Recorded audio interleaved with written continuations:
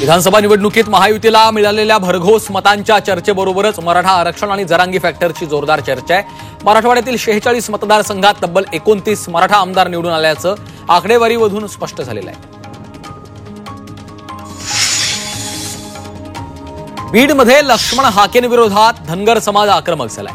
हाकेंनी कुणाची तरी सुपारी घेऊन सुरेश यांच्याविषयी बोलणं थांबवा, अन्यथा बीड जिल्ह्यात तुम्हाला येऊ देणार नाही असा इशारा धनगर समाजानं दिला। धनगर समाजाचे नेते भाजप युवा मोर्चाचे महाराष्ट्राचे सचिव अभिजित शेंडगे यांनी हाकेंचा समाचार घेतलाय।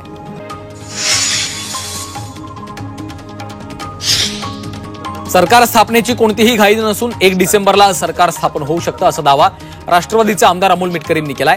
तर अमित शहा ज्यांच्या नावाची घोषणा करतील त्यांना पाठिंबा देणार असल्याचं मिटकरींनी म्हटलंय।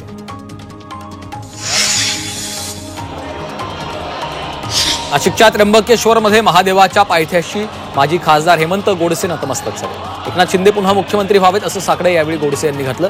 तर त्र्यंबकेश्वर मंदिरात पूजा करत गोडसे यांनी अभिषेकही केलाय।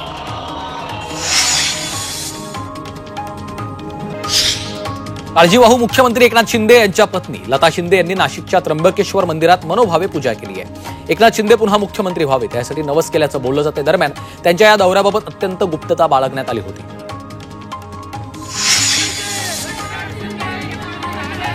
साताऱ्यातील मेढा इथं महिला आणि ग्रामस्थांनी एकत्र येत एकनाथ शिंदे यांना पुन्हा मुख्यमंत्रीपद मिळावं अशी मागणी केली आहे। महिलांनी एकत्र येऊन मुख्यमंत्री एकनाथ शिंदे व्हावेत अशा घोषणा दिल्या।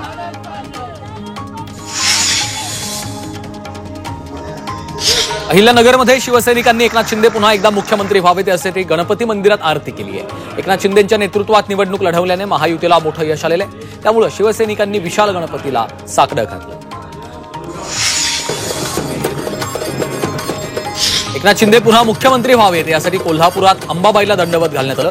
येवती इथले माजी सरपंच सागर जाधव यांनी देवीला दंडवत घालून साकडं घातलेलं आहे। शिंदे मुख्यमंत्री पदावर विराजमान व्हावेत अशी प्रार्थना या कार्यकर्त्यानं केली आहे।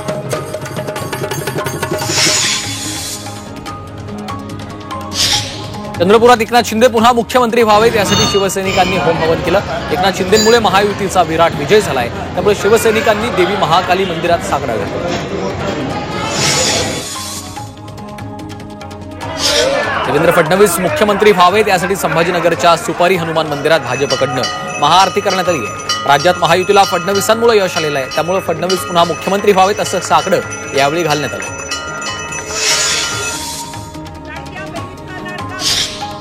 नागपूरमध्ये देवेंद्र फडणवीस मुख्यमंत्री व्हावेत यासाठी भाजप महिला कार्यकर्त्यांनी गणपतीची महाआरती केली। लाडक्या बहिणींचा लाडक्या भावाला मुख्यमंत्री करण्यासाठी गणरायाला त्यांनी साकडं घातलंय।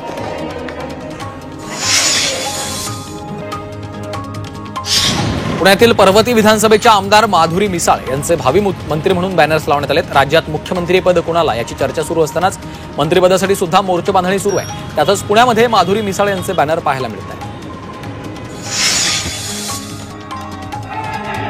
येवला तालुक्यातील शिवसेना कार्यकर्त्यांनी कोमटगावच्या जगदंबा मातेला 101 नारळांचं तोरण बांधलं। एकनाथ शिंदेच मुख्यमंत्री व्हावेत यासाठी कार्यकर्त्यांनी जगदंबा मातेला साकडं घातलं।